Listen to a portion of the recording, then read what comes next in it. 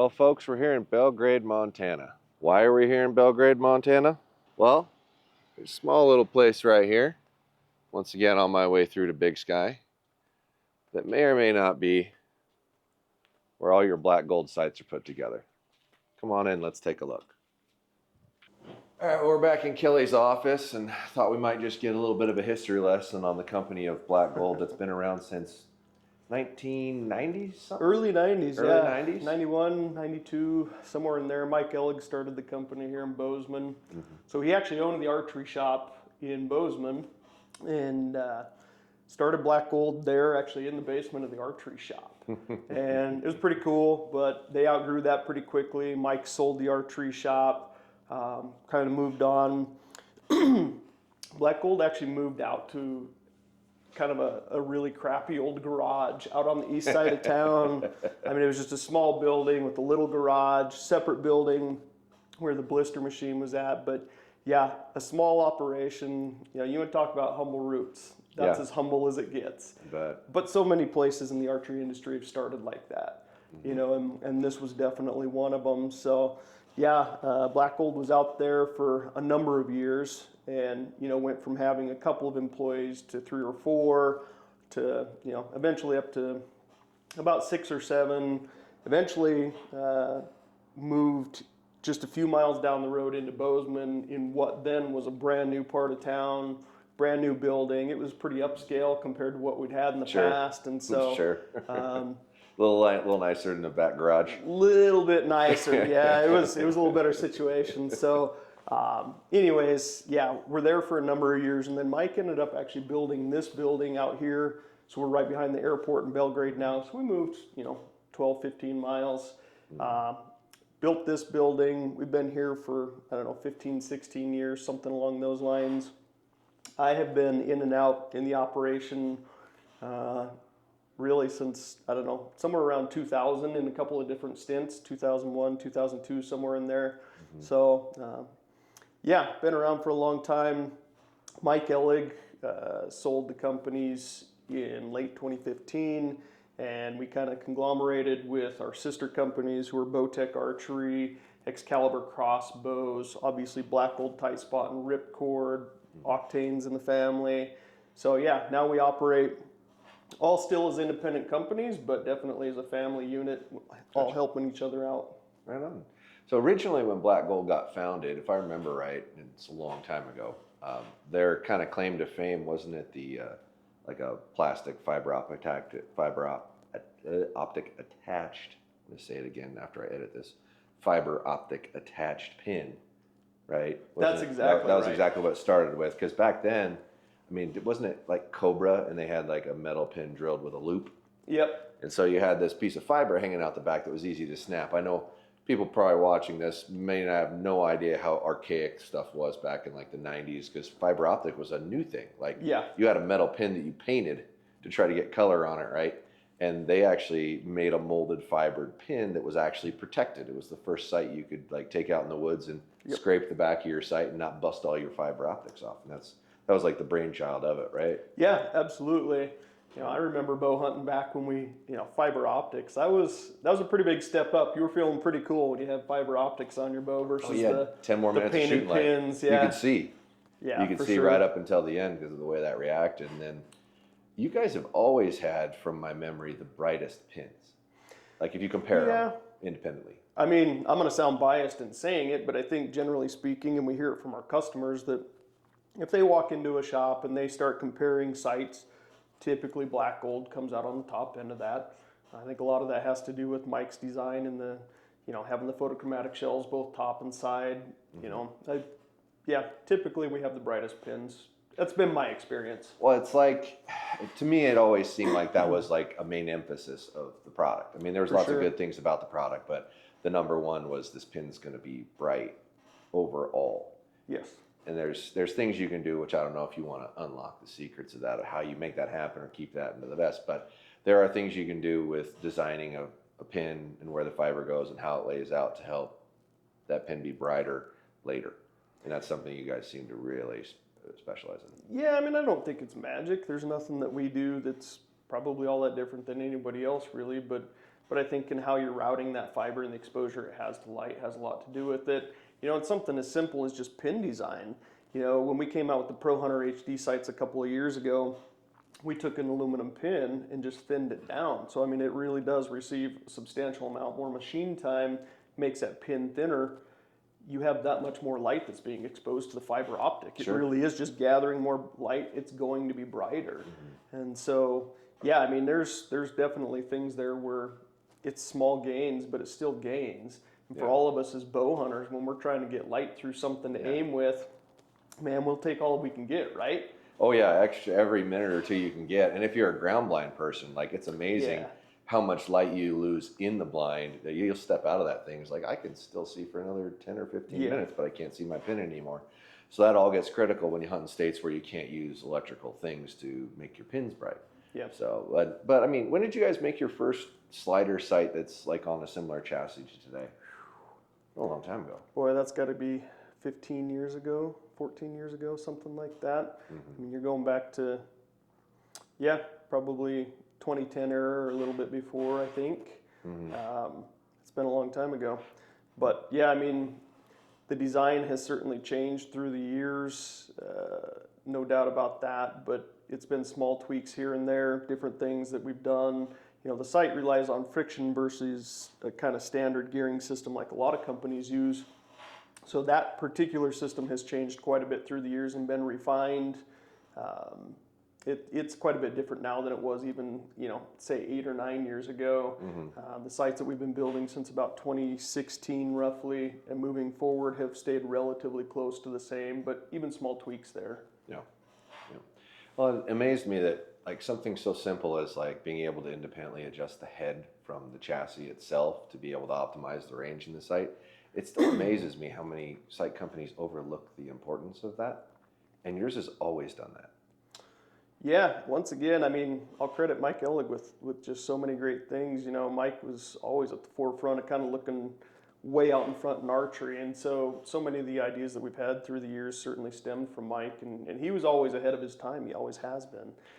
For sure. Well, and there's definitely something to be said about products that are designed by bow hunters in the Western U.S. and the type of environment that you look around Belgrade. You're going to have farther shots. You're going to have farther distances that are going to be relevant. So how to accurately be able to adjust a sight to that makes such a big difference. So when people that do that as their leisure choice in their hunting are involved in designing those things, it tends to make a product that just simply shoots better at farther distance. So, but I've always loved the product. I've always loved working with you guys. You're a great company. And I miss Mike. I haven't seen him in a long time, but he was always a good guy. I still remember when I used to do the dealer Texas hunt things. The hunts, I remember canoeing with Mike up that river or whatnot, just having like life talks and stuff. Yep. What a good human being, man. Just a great guy. Honestly, everybody I've ever met through here is some of the greatest people.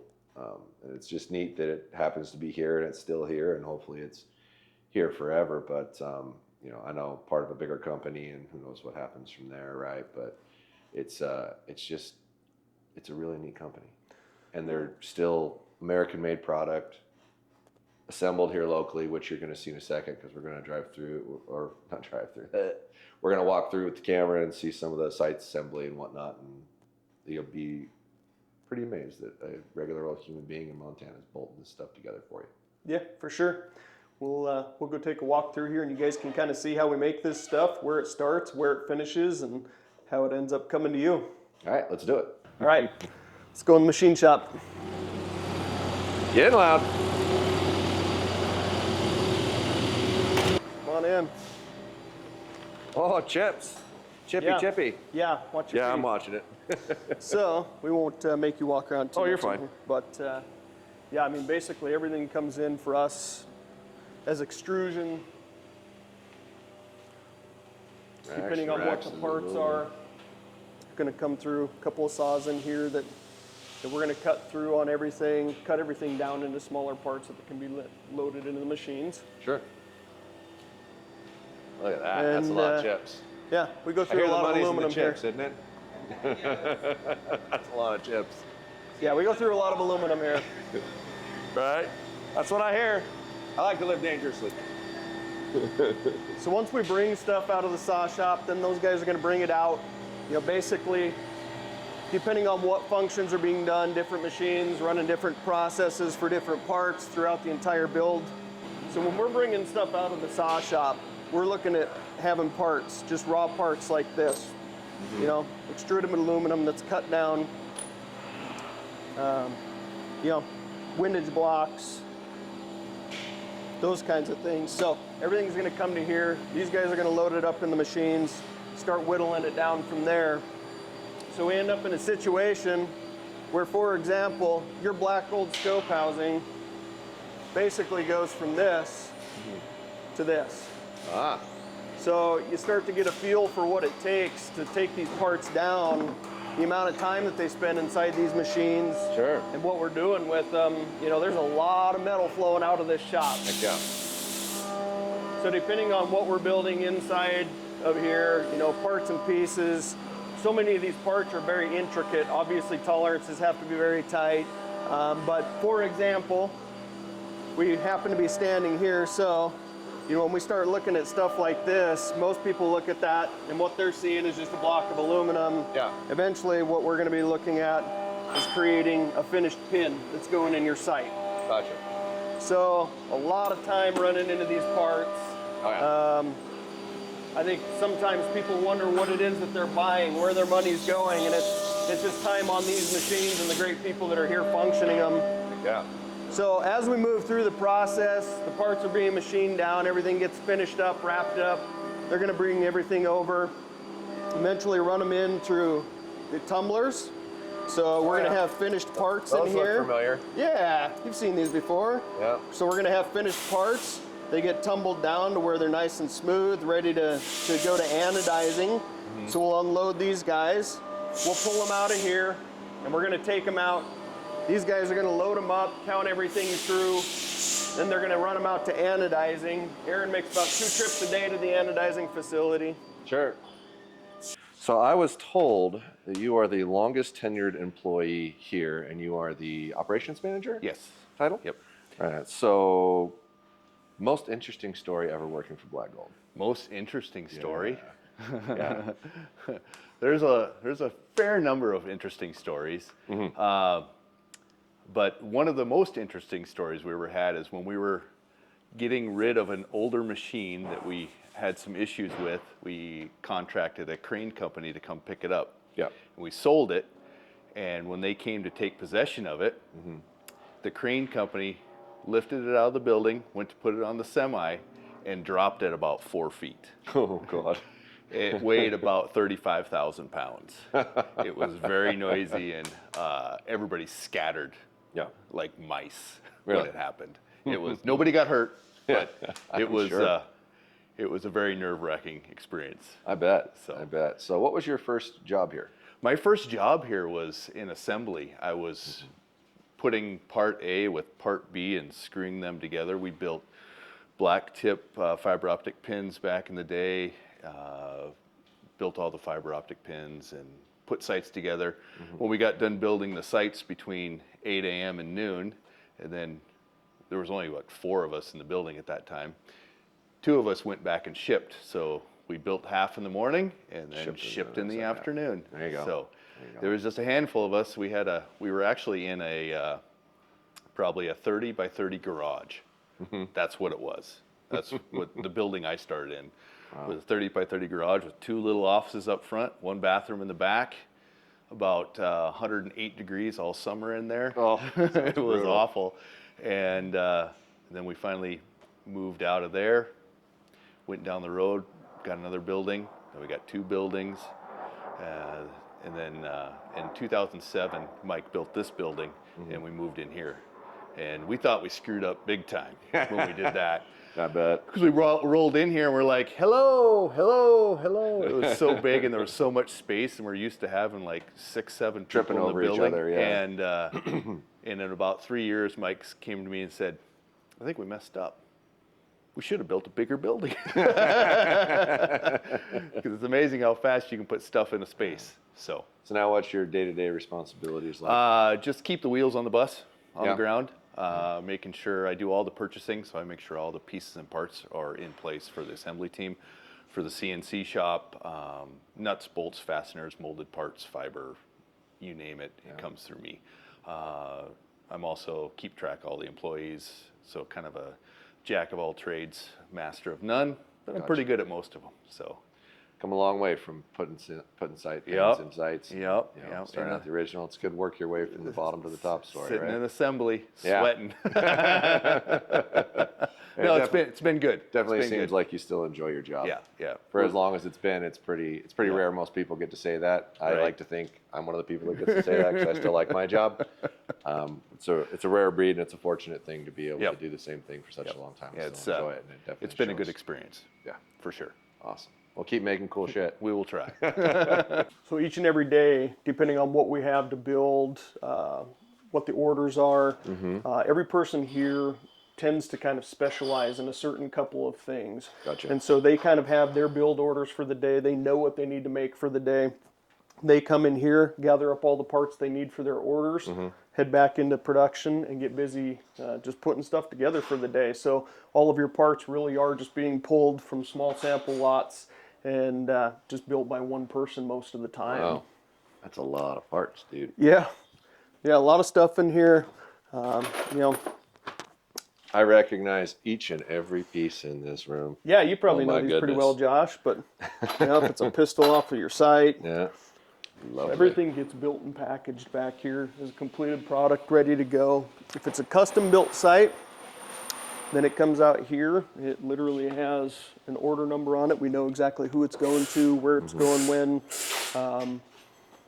We're able to stay pretty consistent with everything and not make a lot of mistakes for the most part by doing that. If it's stock product, it comes out and it's just being stocked on the shelves.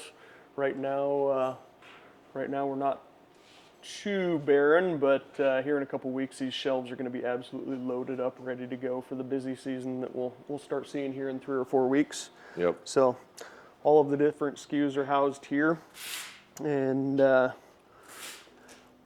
Aaron brings back the orders constantly all day long as they're flowing in, brings them in, and our shipping department is going to get those guys out and headed towards you. Lovely. That's where the evil peanuts come from. I wish you guys wouldn't use those. I hate those things. See that? I send that stuff like that to people I don't like. We have a no peanuts list over there, so we can definitely put you on the hit list. Peanuts suck, man. Oh, yeah, well. Day in the life. How the cake is made. Black Gold Edition. Comment down below on if you like this video or should have other videos like this, or these are stupid and a giant waste of your time. You tell me. Comments are for you, not for me. You let me know what you think.